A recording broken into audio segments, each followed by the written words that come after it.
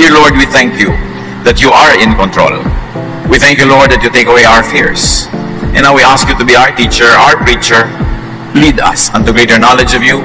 Kayo pong mangusap at mangaral, hanguin niyo kami sa kadiliman, sa kamangmangan, turuan at akayin. Dalangin namin ang lahat ng ito sa ngalan ng iyong anak na si Jesus. The fear of losing control is mother of many fears. Ano ang kinakatakutan natin na hindi natin makontrol? That's why people sometimes could be afraid when riding on a plane, because you cannot control the plane. Somebody else is controlling it. Minsan natatakot ang mga taong ospital kasi biglang from being a free person, under the control sila ng mga doktor and other practitioners. Kung anong kakainin nila, anong iinumin nila ay dinidikta ng iba. That's why many people don't want to be in prison, because they are not in control of their schedule, their personal lifestyle. Many people are afraid of being under strict authority or in an unknown situation, a new situation, because in all of this, we do not have control, or we have very little control. People fear losing control of their lives, of their affairs, activities, and their decisions. Kaya yung isang mayamang lalaking gustong sumunod sa Panginoon, nung sinabihan siyang, ibenta mo ang iyong kayamanan at ibigay mo sa mahihirap at sumunod ka sa akin, hindi niya nagawa. Meron siyang kinakatakutan. Natatakot siya to lose control of his wealth. Because money can control many things, he did not want to lose his money. Kaya maraming taong gustong yumaman, kasi pag mayaman ka, marami ka nakokontrol ng tao, bagay, sitwasyon, wealth, and power to control, so why lose it? 1 Samuel 28, 5-7. When Saul saw the Philistine army, he was afraid. He inquired of the Lord, but the Lord did not answer him by dreams or Urim or prophets. Saul then said to his attendants, find me a woman who is a medium so I may go and inquire of her. Si Saul dati, pag may gusto siyang itanong sa Diyos, tinatanong niya through prophets and through dreams, nakakausap siya. Pero ngayon, tahimik ang Diyos, pupunta siya sa giyera, hindi niya alam kung anong gagawin. He was not in control because he did not know the situation. Kaya ang mga sundalo, ang mga army, ang mga gobyerno, they spend a lot of money on intelligence gathering, on espionage, because when they know the facts, they are in control. But Samuel was not in control because he did not know the facts. And he was very, very afraid. He even went to a wrong consultant just to know what he needed to know. Ezra 4:4-5. The peoples around them set out to discourage the people of Judah and make them afraid to go on building. They hired counselors to work against them and to frustrate their plans. So ang mga taga-Judah gustong buuin uli ang templo, yung mga paligid at pader ng templo, pero natatakot yung mga tao sa paligid na pag lumakas uli ang Judah, baka pati sila makontrol. So in-influensya nila ang mga tao sa Judah na huwag ituloy ang kanilang plano. The people were given misinformation and false news, therefore discouragement, which was in effect a negative control. And the result, Ezra 4:24, thus the work of the house of God in Jerusalem came to a standstill. Because of false news, hindi natuloy ang paggawa ng templo. Because control of people's minds means control of their bodies. Kaya dapat nakikinig tayo sa taong dapat pakinggan at hindi natin pinapakinggan yung hindi dapat pakinggan. Pinipili ang pinapakinggan. Oras na ang bulong, salita, diwa ng isang tao ay nakapasok sa iyong tenga, papasok sa iyong brain, at na-influence ka, susunod na yung katawan mo. Nakokontrol ng kapwa ang iyong katawan by controlling your mind, by controlling the information you get or the misinformation fed to you. Kaya nakakatakot makinig sa mga taong hindi reliable kasi baka ka mapahamak. Because they take control of you, not you controlling yourself. Matthew 2:1-3. When Jesus was born in the village of Bethlehem in Judea, Herod was king. When King Herod heard about this, he was worried, and so was everyone else in Jerusalem. King si Herod, may pinanganak na King of Kings, si Jesus. At hindi niya alam kung ano mangyayari pag lumaki ang batang ito, ano mangyayari sa kanyang sariling trono, so natakot siya. Because to be king, you are in control. But when there is another contender to the throne, when there is another king, there's a threat. The result, Matthew 2:16, Herod gave orders for his men to kill all the boys who lived in or near Jerusalem. This is people fear losing control, so fear makes people do crazy things. Kumisan, meron kang asawa, gusto mong kontrolin. And sometimes you can do crazy things para lang makontrol siya. Nagagawa mo sa boyfriend, sa girlfriend, pag-control sa anak, pag-control sa mga tauhan, pag-control sa mga kakilala. Marami kasing tao, hindi sila aware that because they fear so many things, they like to control everybody and everything para sila matahimik.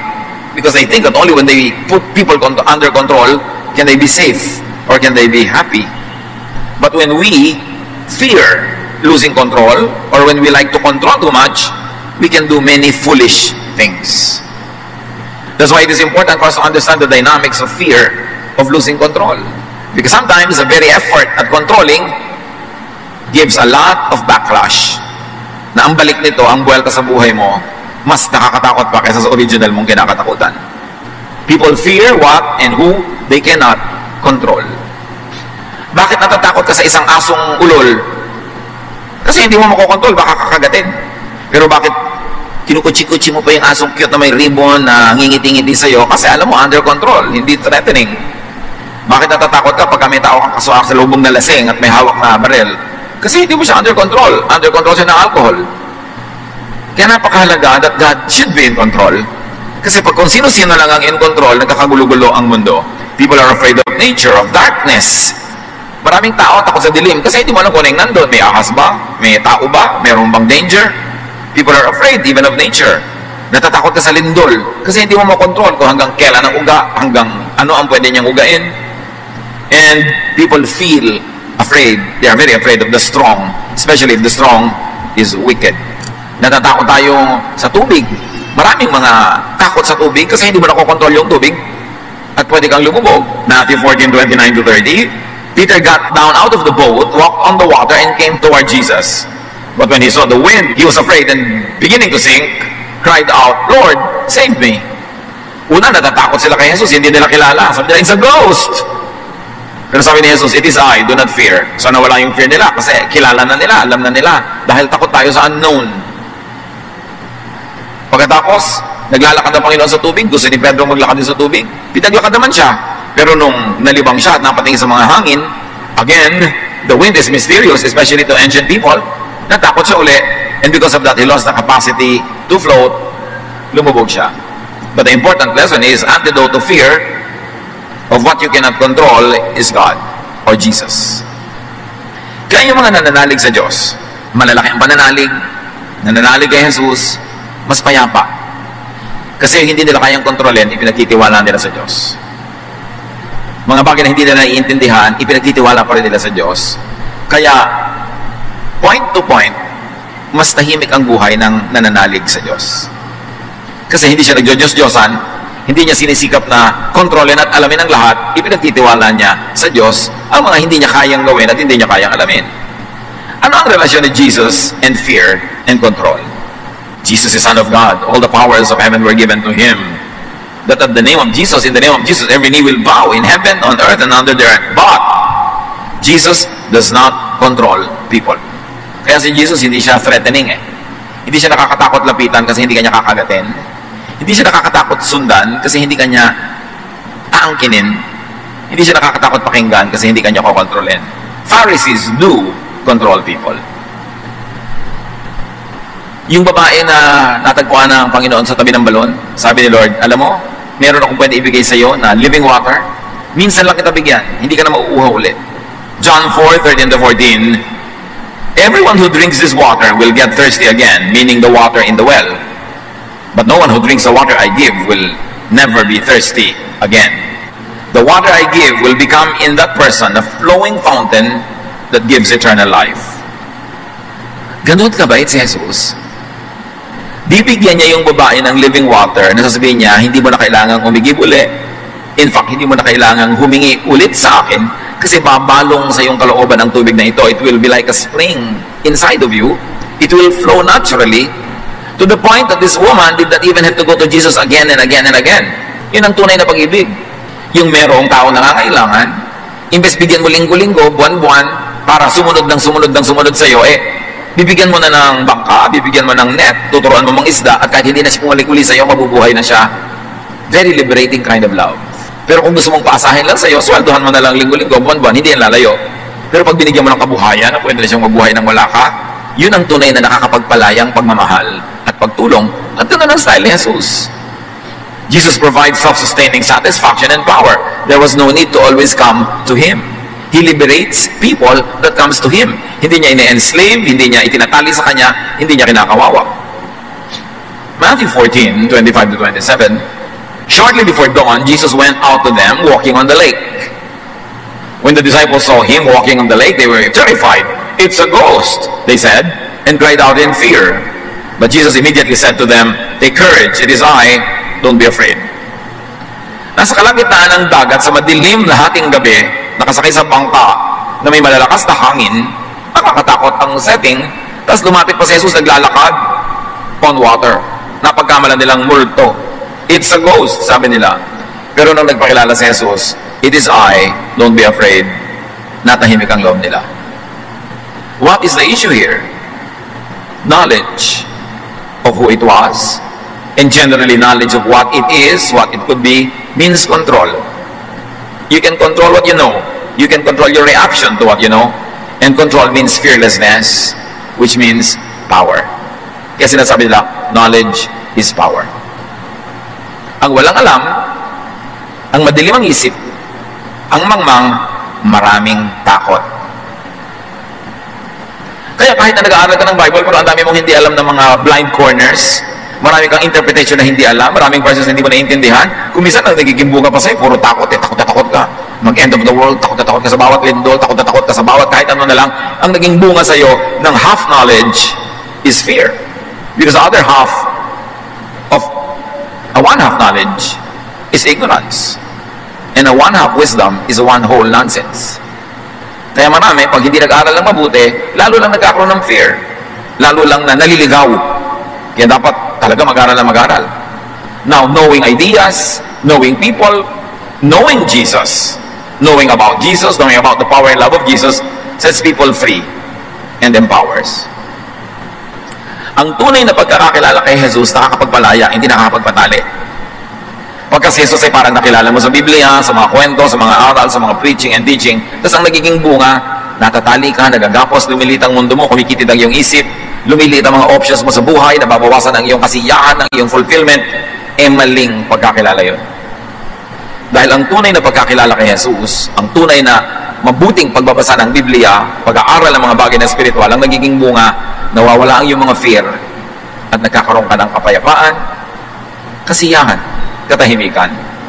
Pero bakit ang dami nag-aaral ng Biblia, puro na lamang takot sa end of the world ang laman ng utak, takot na lamang pag tumingin sila sa katasami, nandun ang demonyo, pag tumingin sila sa buhul-buhul na pansit, nandun si Satanas, laging nakakakita ng mga takot, yung laging may mga worries, kung ano-ano, maling pagkakilala sa Diyos. Sabi ni Jesus, "It is I, do not be afraid." At nung makilala nila at nalaman nilang si Jesus yun, natahimik ang kanilang loob. Bakit pwede mo ipagkatiwala kay Jesus ang lahat? Because He died for us. Because He is the Son of God.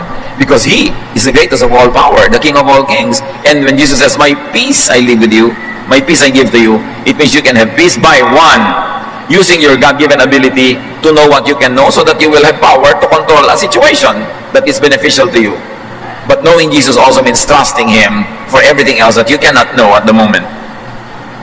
You don't know, but God knows. And God loves you. And that God has a plan for you. And you can be at peace. Jesus gives people control over their lives, of their affairs, their activities, their decisions. Yung isang tao na tinirahan ng maraming demonyo ang kanyang katawan nung pinalaya ni Jesus, sabi ng tao, "Susunod na lang po, sasama ako sa inyo." Kasi ganun yun eh. Pag ikaw'y alipin, binili kita, pinalaya kita, sa kanya, hindi ka na alipin, pero alipin na kita. Lumipat ka lang ng amo. So yung taong tinirahan ng masasamang espiritu, naalipin siya ng mga demonyo, ngayon pinalaya siya ni Jesus, feeling niya, duty niya, na sumunod kay Jesus. Sabi niya, "Sasama na lang po ako sa inyo. Total, pinalaya niyo ako." Mark 5:18-19. When Jesus was getting into the boat, the man begged to go with him, but Jesus would not let him. Instead, He said, "Go home to your family and tell them how much the Lord has done for you and how good He has been to you." Hindi inalipin ni Jesus, hindi niya pinasunod sa kanya. Jesus did not exploit the man's excitement and faith in Him.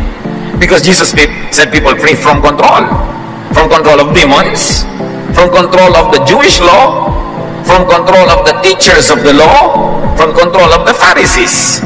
At para kay Jesus, ang pagtanggal sa iyong fear, tanggalin ang mga kumokontrol sa'yo, liban sa Espiritu ng Diyos, na kusa mo namang sinusunod at hindi nagpipilit na sundin mo siya. Pero kabaligtaran ang ginagawa ng maraming religious leaders and religions, oras na naging member ka nila, kukontrolin ka na. Yun ang ginagawa ng mga Pharisees. Yun ang ginagawa ng mga teachers of the law. They control people's lives. Kaliit-liit ang butil ng buhay ng tao everyday under their control. Kailan magtatrabaho, kailan hindi magtatrabaho, anong kakainin, anong hindi kakainin, anong isusuot, anong hindi isusuot, kanino makikisalamuha, sino papakasalan. Under control lahat, parang robot ang mga tao. That's why Jesus taught the people of His time to be free from the laws of Moses, from the law of Israel even, except the laws that were loving and kind and merciful. Kaya yung pagkakaalipin ng mga tao sa Sabat, na wala ka nang pwede magawa sa Sabat, pinalaya niya, at then to very, very strongly demonstrate that, ginawa niya ang mga mahahalaga niyang hiwala, Sabat pa, kung kailan bawal magtrabaho. Yung mga kinakain ng taong kinokontrol lahat ng mga pare, sabi niya, it's not important what gets into the mouth, what gets out of it. Pinalaya niya yung mga tao sa kanilang pagiging obligado na maging malupit sa nagkakasala. Dahil inuutos ang batas ni Moses, papatayin nila, papatuhin nila hanggang mamatay nagkakasala. Pero si Lord, ipinakita niya na pwedeng hindi mo batuhin. Ang totoo, the people were obligated by law to stone this adulterous woman to death. Parang may kasalanan na sila pag hindi nila binato. Pero, sabi ni Jesus, sino man ang walang kasalanan, siya na yung mambato. And that set even those people free from having to stone the woman because they know may kasalanan din sila, therefore they were not qualified. Ibang-iba si Jesus, nagpapalaya. Kabaligtaran ng karamihan sa mga religious practices na nagkokontrol ng lahat-lahat. Kaya tuloy takot ka sa pastor, takot ka sa iyong Bible study leader, takot ka sa iyong choir director, kasi puro bawal at puro mga kalupitan. Pero hindi ganun. Dapat matapat ka sa ginagawa mong ministry, matapat ka sa pagkanta, sa pagtugtog, hindi dahil natatakot ka sa kapwa mo tao, kundi dahil mahal mo ang Diyos, na pinaglilingkuran mo, na alam mo pag nagawa mo ng mabuti ang iyong ministry, maraming makikinabang, matututo, magigising, magkakaroon ng kaliwanagan, and God is glorified and people are helped. That's why you are faithful to your ministry, not because of fear.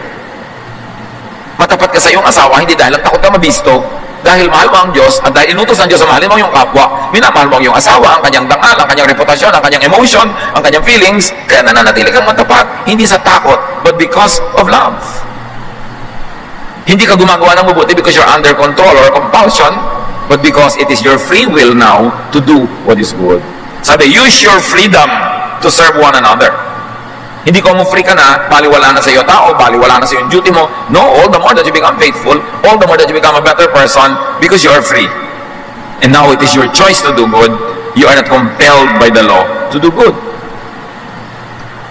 In being powerful yet not controlling people, Jesus takes people's fears away. Inaalis niya yung takot ng mga tao. Kahit nung bumagyo, pinatahimik niya ang bagyo, nawala yung takot ng mga tao. Pero hindi sa kanya naman natakot. Alam nyo, kuminsan, ipagtatanggol ka ng isang natipunong lalaki sa isang maton, pero pagkatapos doon, kanya ka na. But Jesus is not like that. He sets you free from oppression of others, even by demons, and then He does not take control of you. You surrender to His Lordship. He does not force you.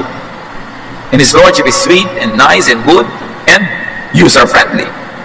Ang tanong, mga kapatid, who and what do you fear? Know who and what you fear. And know enough not to be afraid. To be in control of yourself. Yung mga ibang tao natatakot magpa-medical check-up kasi hindi nila alam kung ano magiging result. Lalo kung may nararamdaman sila, may suspecha silang nararamdaman, ayaw magpa-check-up, natatakot sa result. Pero alam nyo ba, habang hindi nyo nalalaman yung tunay na result, natatakot din naman kayo. At natatakot ka kuminsan sa bagay, hindi mo pala dapat katakutan dahil kung nalaman mo lang yung result, malalaman mong wala ka palang sakit. Pero dahil hindi mo alam, natatakot ka pa rin. Ba't hindi mo nang alamin na lang? At kung talagang nakakatakot nga yung nalaman mo, at least alam mo na, and you can do something about it para magpagamot, para ayusin mo ang iyong buhay, para maiwasan mong lumala ito, you will be in control, at least up to a point. Knowledge sets you free. Kung nag-aalala kayo na meron kayong malalaman na karamdaman kaya ayaw nyo magpa-check up, lalo kayong dapat magpa-check up para malaman nyo. Kasi pag alam nyo na, malalaman nyo kung anong dapat yung gawin. Ang pinakamalungkot sa lahat ay yung natatakot ka na malaman mo isang bagay na pag nalaman mo pala, hindi naman nakakatakot. Dapat inalam mo na lang agad para natanggal yung takot mo. At kung nakakatakot na yung nalaman mo, alam mo na ang gagawin, it is always better. Control what you can. Control what you may control. Siyempre, pagka ikaw yung manager, dapat may control ka sa mga tauhan mo. Alam naman kanya-kanya naman sila ng gagawin. Pero yung control na alam mo dapat hanggang saan lamang. Magulang ka, dapat may control ka sa iyong sambahayan, sa iyong mga anak. Pero alam mo dapat kung hanggang saan lang yon, hanggang dapat lang na kailangan para yung pamilya nyo manatiling buo at ligtas. Pero may mga bagay na ibinibigay mo ng mga kalayaan, maging sa iyong anak, maging sa iyong tauhan, maging sa mga taong pinapakain mo, hindi mo sila kinokontrol buong buo dahil hindi ganun ang style ni Jesus. Ano ang dapat nating nakokontrol para nababawasan ang mga fears natin sa buhay? Control your health. Up to how much you can control it. Yung worried ka ng worried, diabetic ka, tapos hindi mo makontrol ang kakakain mo ng kimpal-kimpal na asukal. Yung alam mo, diabetic ako, pero subo ka na subo ng leche flat. Tapos nag-aalala ka, ano nakinaramdaman ko? Control your health. Para mabawasan ang yung fear. May kaya ka naman kontrolin eh. Yung hindi mo makontrol, ipasa Diyos mo. Pero yung makokontrol mo, kontrolan mo yan. Control your finances. Bakit tayo maraming fear tungkol sa pera? Madalas, ang fear ay ito lang. You spend more than you earn. Nakakatakot nga yun. Kasi sasabog sa mukha mo one day, na may utang ka na pala, lubog ka na pala sa utang, o wala ka na pala gagastusin, o napahamak ka na because you're spending more than you're earning. Control your career. Natatakot ka na hindi ka umasenso, hindi ka ma-promote. Kontrolin mo yan. Dagdagan mo asset mo, dagdagan mo karunungan mo, dagdagan mo mga training mo. It's a way of controlling the direction of your career. Natatakot ka sa environment. Control your environment. Tumigil-tigil ka ng katatapon ng plastic kung saan-saan. Tumigil-tigil ka ng sobrang consumption ng mga disposables. Tumigil-tigil ka ng pag-pollute sa hangin, ng pagsira sa kalikasan, para huwag kang matakot na balikan ka ng kalikasan one of these days. In other words, what do you fear? You have to have more knowledge, which means more control. And more control means less weakness, less fear. So control what you must. Not other people, control yourself. So that you will not be afraid of what you could be doing. Put yourself under your own control. What you cannot control, give and lift up to God. Paano mo makakontrol ang grade mo, estudyante? Natatakot ka, baka ka bumagsak pagka binigay na yung grades. Every day, control your attendance sa school. Control the submission of your homework and other requirements. Control your review time, your study time. Makokontrol mo ang grade mo. Pero yung wala kang ginagawa pagkocontrol doon, you will be under the mercy of whatever grade is given you, then you have a lot of fears. Marami tayong dapat kinokontrol. Because God is God of order. And order means you control. Pero ang control natin, minsan ginagamit natin to control people, their emotion, we manipulate them, we control their activities to suit our taste. Hindi yon. Ang kontrolin mo sarili. At pag inayos mo yung sarili mo, susunod ang buong environment, naaayos din. Up to a point. Up to a great point. And when afraid or feeling weak, remember God. Because when you are not in control, God is. What you cannot control, God can. Matthew 14:29, then Peter got down out of the boat, walked on the water, and came toward Jesus. Because his knowledge of Jesus enabled him to surmount even physical realities and difficulties. Ang ganda ng symbolism ng kwento. Na sa mga naniniwala, wala imposible. Pag naniniwala ka na pwede ka maging honor student, hindi yun imposible mangyari. Kasi yung paniniwala mo will guide your everyday activities hanggang naging weekly, naging monthly, naging buong semester na yung activity mo, ang ending, naging honor student ka. Kailangan may pananalig. Kaya importante yung pananalig. Huwag niyong tinatanggalan ng tao ng pananalig. Hindi ba dalag nananalig siya sa sobrang mali? Kasi yung pananalig energizes us. Naniniwala yung tao halimbawa sa isang doktor na magaling yung doktor, huwag mong siraan yung doktor sa kanya dahil pag nawalan siya ng pananalig, mawawalan din ang bisa yung paggagamot sa kanya ng doktor na yun. Gagamutin mo ba siya? Nananalig ba siya sa'yo? Kung minsan, we are in a religious and a spiritual journey na nasa gitna pa lang tayo, wala pa tayo sa dulo, hindi pa natin talaga alam ang lahat, hindi pa natin nasusukat ang lahat. Kasi yung ibang tao, guguluhin mo agad ang pananalig nila para masabi mo lang na may konti kang alam. Pag ginulo mo ba yung pananalig nila, may ipapalit kang iba na kasing tibay o mas matibay? Because one of the unkindest things that you can do to people is to shake their faith and not replace that with a stronger and a better one. Pag wala nang inaasahan, pag wala pinapaniwalaan, mas nawawala ng direksyon ng tao sa buhay niya. Kaya importante na may pananalig, lalo sa mga talagang napatunayan ng mabubuting bagay. Jesus and faith empowers people to conquer fears, to transcend limits, and to achieve great feats, great projects, to do great things. Jesus, our faith in Jesus, can empower us to conquer our fears. What are your fears? Ilapit sa Panginoon. Tulad na nga ng binanggit natin, kung makakatulong sa inyo na mag-aral, magsanay, para hindi kayo natatakot. Natatakot ka magbaneho dahil hindi ka sanay, magsanay ka na magsanay para matanggal yung takot mo. Pero hindi matatanggal kung lagi kang iiwas sa kinakatakutan mo. Kailangan mag-api ang kinakatakutan. Yung iba natatakot magsalita in public, subukan mo ng subukan hanggang masanay ka. Natatakot yung iba na magsabi ng tulay nilang niloloob sa buong buhay. Kinikimkim na lang niloloob nila. Nagiging slave sila ng iba. Kung ano ipagawas ka na, gagawin nila kasi hindi sila makatanggi. Dahil natatakot ka magsalita. Ano mga kinakatakutan natin? Kailangan natin yun na malampasan. Pag hindi mo kinontrol ang sarili mo, kukontrolin ka ng iba. Pag hindi mo kinontrol ang mga gagawin mo, nagpasya ka itong gagawin ko, kukontrolin ko environment ko para ko magawa. Pag hindi ka nanindigan, iba ang kukontrol sa'yo. Kung saan ka pupunta? Diyan lang. Halika, sumama ka sa akin. Ayaw mo kasi. Halika na. O sige na nga. Nakontrol ka na. Kasi hindi mo kinokontrol ang sarili mo. Yung peer pressure sa mga kabataan, nagpapakontrol sila sa iba. Kasi wala silang paninindigan. Dapat kukontrolin natin ang sarili para hindi tayo kukontrolin ng iba. 1 John 4:4, you belong to God. God's Spirit is in you and is more powerful than the one that is in the world. Pag buhay na buhay, masiglang-masiglang Espiritu ng Diyos sa ating puso, wala tayong kakatakutan. Kahit forces of darkness. Because greater is He that is in you than He that is in the world. May weakness ka, meron kang talent na dapat mong i-develop, meron kang dream na gusto mong abutin, have faith in God, do what is practical, develop yourself, and go for it. Take control of your life para hindi ka masyadong natatakot sa iba.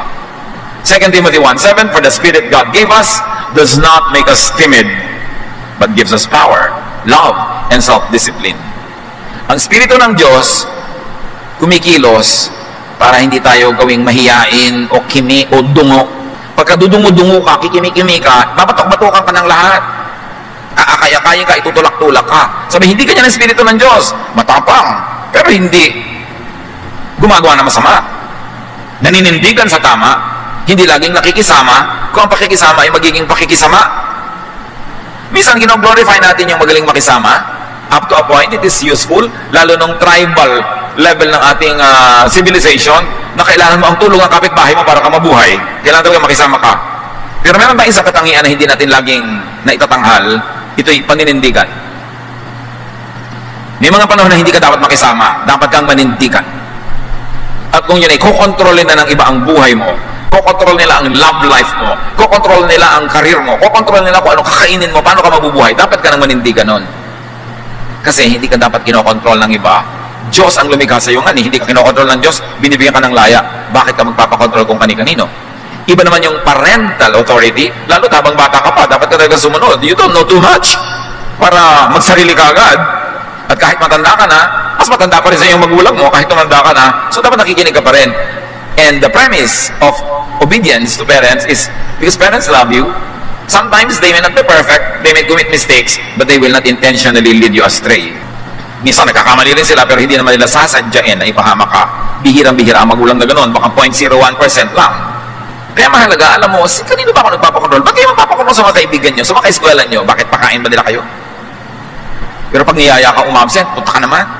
Pag niyaya ka gumawa ng mali, mayali ka, may pupukpukin tayo, papatayin natin, sasama ka naman. Kailangan marunong ka manindigan. Yan ang ituro natin sa mga kabataan. You should not be under the control of your friends.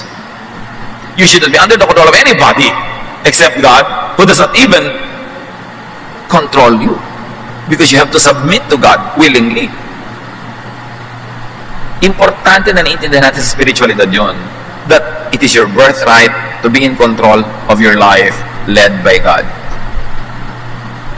In being powerful yet not controlling people, Jesus teaches and enables people to not fear Him and not scare people to control them.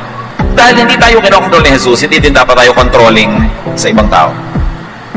Kahit ikaw ay religious leader, spiritual leader, you should not be controlling. Kahit sa counseling should not be directive. Yung may problema yung tao, didiktahan mo na, alam mo, itong gawin mo, itong gawin mo, itong gawin mo. Tapos pag magpapapayo uli next week, ayaw na kitang payuhan. Bakit po? Hindi mo naman ako sinusunod. Hindi ka doon ang payo. Pag nagpapayo ka sa tao, parang magulo yung buhok niya, sinusuklay mo lang para maintindihan niya kung alin ang mahaba, alin ang maiksi. Para maayos niya yung buhok niya. Tinutulungan mo siyang suklayin. Pero bahala siya kung gusto niya itirintas, ipusod, ibuhol. Siya bahala, buhok niya yun eh. Pag nagbibigay tayo ng payo, sasabihin lang natin, alam mo, sa tingin ko, kasi hindi ako masyadong involved sa problem, so siguro mas objective ako kaysa sa'yo. Pag ginawa mo ito sa boyfriend mo, number 1, ito ang magiging bunga. Number 2, itong ginawa mo, ito ang magiging bunga. Number 3, itong ginawa mo, ito ang magiging bunga. So, pumili ka kung alin ang gusto mong gawin. Counselor, hindi mo sinasabing gawin mo yung to. Kung hindi mo gagawin, huwag ka nang babalik sa akin. Dictation yun. Hindi yun counsel. Marami pa namang tao pag nagiging religyoso, nagiging tendency to control others. Yung, ba't ganyan ang suot mo? Hindi yan sinusuot ng Christian. Anong pake mo? Sinusuot ng kapwa. Diba? Lalo't hindi naman inagaw sa sampayan mo yung suot niya. Pwede kang mag-suggest kung nagtatanong, uy, bakit ba ako hinahabol ng mga lasing pag ganito ang naglalakad ako? Eh kasi naman, ang damit walang tansan. Siyempre, sa paghahabulin ka ng mga lasing sister, bakit di mo subukang takpan-takpan ng konti ng salompas ang iyong mga anatomy para medyo conservative ka naman? Bakit band-aid lang ang takip? So, ibigyan mo ng choices, pero hindi ka nagdidikta dahil Christian ka, dahil Bible study leader ka, dahil sister ka in the Lord. Pinapakialam mo na yung buhay ng may buhay. Jesus sets free. Why are you controlling people? Bibigyan mo lang sila ng kaliwanagan. Ito ang sabi ni Jesus, ito mga option, ito mga pwede natin gawin. But the obedience is up to them. Kahit mga preachers and teachers, you preach, you teach in the best of your knowledge. And you explain in the best of your understanding what the Word of God means, pero hindi mo pinupulis ang mga tao kung sinusunod nila o hindi. It is their choice. Hindi yung pupunta ka sa bahay ni sister ganun, tingnan mo talaga kung nandun yung boyfriend niya. Yung ganun, parang Gestapo state, para ka ang mga espiya nung panahon ng Hapon. Nagpipreach ka, ipinapanalangin mo ay nagpipreach mo na nawa, maliwanagan, sundin nila on their own free will, pero hindi ka pulis. At kung sakaling hindi nila sinunod o hindi nila nasunod, hindi ka judge.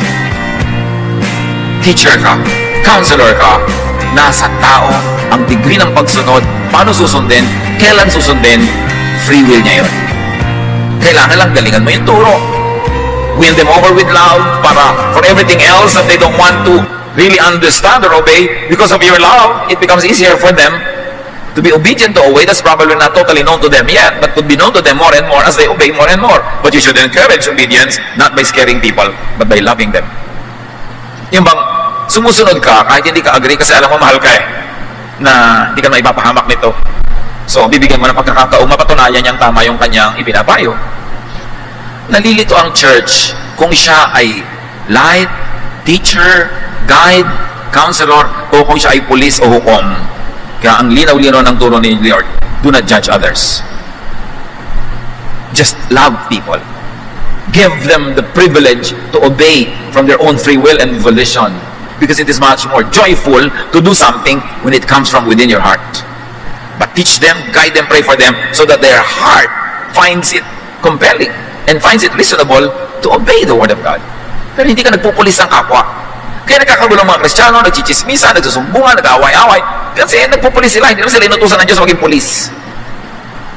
Love people, laging ganon. Gusto mong baguhin ang isang tao para siya magbago para sa ikabubuti niya, mahalin mo. Alam niyo, yung pagmamahal talaga is more powerful than anything. Kaya marami sa atin, ang tagal-tagal lang nasa church, hindi pa talaga nararanasan ng tunay na Jesus. Kasi ang ginagawa natin nga, we judge, we police, we force ourselves onto people's lives. O yan, tagal-tagal na kita ng Bible study, naninigarilyo ka pa rin. Pinapagalitan mo talaga. Bible study, may Bible study, turuan mo ng turuan, at kung kailan siya magkaroon ng conviction, siya ang magpapasya nun. Hindi mo kinukonsinte, hindi mo i-encourage, pero hindi mo dyan na-judge, at hindi mo pinupulis. Yun ang style ni Jesus. Jesus sets people free from satanic control through outright deliverance. May mga pinalayas talaga siya mga demonyo, at meron naman sa pamamagitan ng love.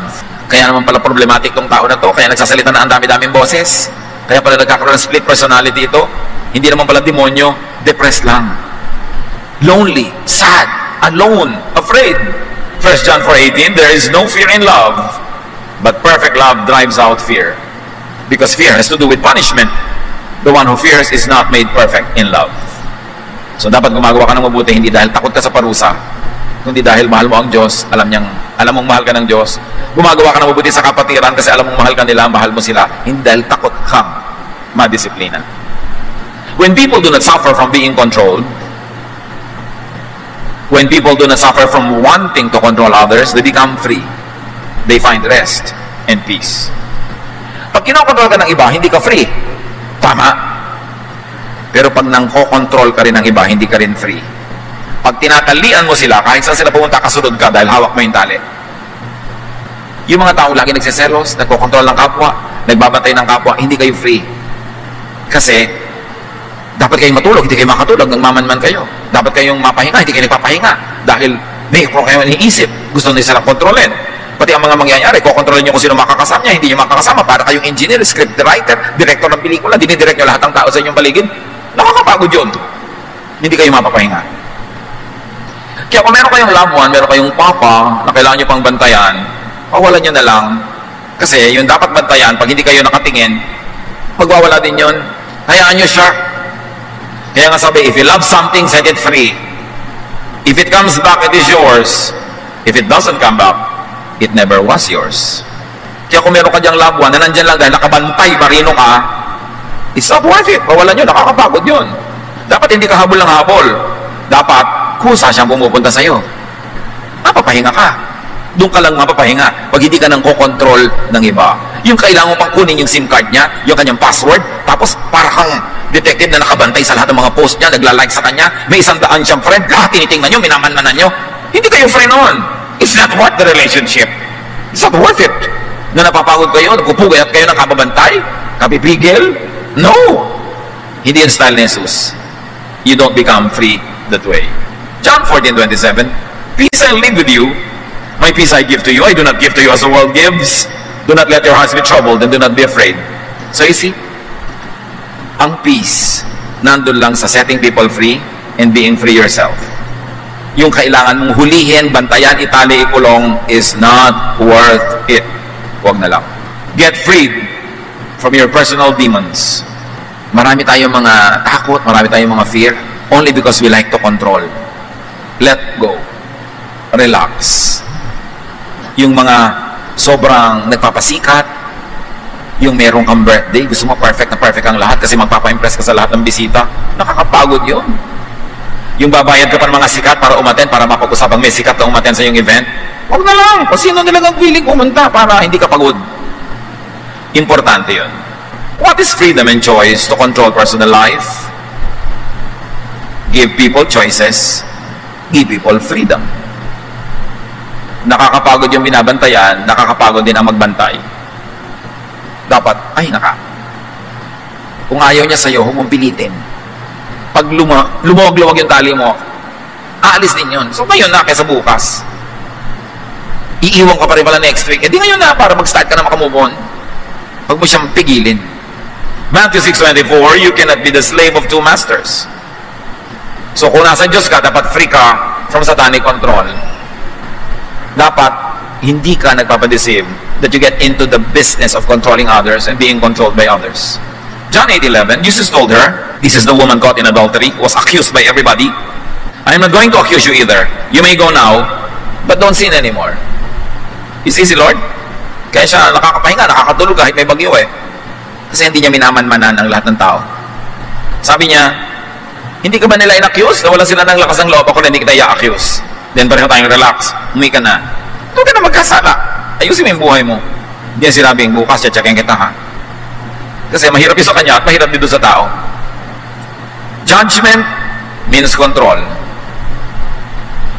Pag ikay din na judge ng sino man, under control ka. Kaya kung sasali ka ng beauty contest, ang judges hahanapin 36, 24, 36. Slave ka nila. Hindi ka makakain ng gusto mong kainin, hindi mo gagawin mo kasi kailangan sundin mo yung standard nila. Because judgment means control. Pagka yung mga taong kasama mo, ginajudge ka sa suot mo, sa kinakain mo, nakokontrol ka nila para huwag ka nilang pagalitan, huwag ka nilang pagchismisan, nagpapakontrol ka kahit ayaw mo. Kaya ayaw ni Lord ng judgment kasi gusto ni Lord ng mga tao may laya. Forgiveness is freedom. Kaya si Lord forgives. Di ba pag merong may utang sa'yo, habang hindi mo pa pinapatawad kasi hindi makabayad, hindi ka matingnan, hindi ka masalubong, hiyang-hiya, parang bulate pagkakaharap ka o nagbubulag, hindi ka nakikita kasi may utang na hindi pa bayad. Gusto mong makalaya siya? Sabi mo, oy, kalimutan mo na yung utang mo. Huwag kang mag-inerted dyan. Sige na, kalimutan mo na. Bigla siyang lalaya. Kaya si Jesus, nagpapatawad kasi gusto tayong palayain. Habang ang isang tao hindi mo pa pinapatawad, tinatali mo pa siya. Yung ninagawa sa iyong mali, pero pag nagpapatawa, hindi ka tumatawa. Hindi mo pinapatawad, hawak mo ba siya? Pero alam mo ba na, hawak ka rin yan. Tinatalian mo siya, nato siya sa kabilang dulo ng tali. Sino nasa kabilang dulo? Di ikaw. Pareho kayong nakatali. Sino mang tao na hindi mo pinapatawad, tinatali mo, pero nakatali ka rin sa kanya. Pareho kayong lalaya pag pinatawad mo na. Magpatawad ka dahil banal ka, pero kung hindi ka banal, magpatawad ka dahil matalino ka. Kasi habang hindi mo pinapatawad, pareho kayo nakatali. Patawarin na. And that is the way of Jesus. Pag in-analyze mo yung psychology ni Jesus, ang galing. Yung psychiatry, pag in-analyze mo mga ginagawa niya through the laws of physics, the laws of chemistry, sociology, anthropology, puro tama. Kaya, sundin. At kung hindi masyado naiintindihan, dahil sa mga napatunayan na ni Jesus, sundin na natin siya para sa mga bagay na hindi pa natin naiintindihan tungkol sa Kanya. Kasi sapat-sapat na yung patunay niya na mahal niya tayo at tama siya. Galatians 5:13, you, my brothers and sisters, were called to be free. You, kapatid, have to be free in life. Maraming mga babae magsasabi sa akin dito sa Facebook, gusto ko pong gawin ang magagawa kung gusto kong gawin sa buhay, pero hindi ko magawa dahil umaasa lang ko ako sa husband ko, sa income niya ay mapakaliit. Hindi maghanap buhay ka, marami namang paraan para kumita kahit may anak ka, kahit meron kang ginagawa. You have to be free. And freedom means also financial freedom. Natural, kung umaasa ka lang lagi, kay asawa mo yan, kay anak mo, magulang mo, umaasa ka, hindi ka talaga free. Hindi mo mabili yung gusto mong bilhin kasi pagka kumukuha ka ng gano'n sa supermarket, nakatingin na sa'yo. Kailangan mo ba yan? Eh siya kasi magbabayad na, hindi naman. Babalik mo na siyempre. Eh kung may pambayad ka, hindi ko to kailangan, pero gusto ko rin bilhin. Hindi meron kakalayaan. Kaya financial freedom is important. Empower yourself to be fearless. Empower yourself to fear less. And the rule is very simple. Mas umaasa ka sa isang tao, mas nakatali ka. Masarap yung hindi ka humihiwalay sa asawa mo, hindi ka lumalayo, hindi dahil umaasa ka lang sa sweldo niya, dahil mas may pera ka pa nga, pero umaasa, dahil mahal mo siya, kaya ka nag-stay. Hindi nga oobliga ka lang. Ang daming, naku dito, sasabihin niya sa akin sa Facebook, kung may pera lang ako, iniiwan ko na to. Gusto mong umutang, makalaya ka na lang, dahil hirap ka na pala, binubusa ka na kumukulong tubig, sinasaksa ka ng ice pick, pinaglalakad ka sa apoy, dapat talagang lumaya ka. Yung, hindi magawa kasi walang kakayanang mabuhay. Kaya ang tinuturo, the Lady of Proverbs 31, di ba? Ang galing maghanap buhay, ang galing magnegosyo, nagbibigay sa charity, pero mahal siya ng asawa niya, mahal siya ng mga anak niya, masaya sila. Pero nandun siya, hindi dahil wala na siyang choice. Nandun siya kasi choice niya. And you've got to have freedom to have the choice. Empower yourself. Children of God should not over-depend on others, even emotionally, financially, materially. We should produce more than we need so we can give what is in excess to others who are less capable to support themselves. Luke 4:18, the Lord's Spirit has come to me because He has chosen me to tell the good news to the poor. The Lord has sent me to announce freedom to prisoners, to give sight to the blind, to free everyone who suffers. That is the work of the Spirit of God. That is the work of the Son of God to set people free. Kaya si Mary na kinokontrol ng kapatid niya si Martha, sabi ni Martha, yung kapatid ko si Mary, bakit nakikitumpok sa inyo dyan sa usapan? Ipadala niyo sa kusina where women belong.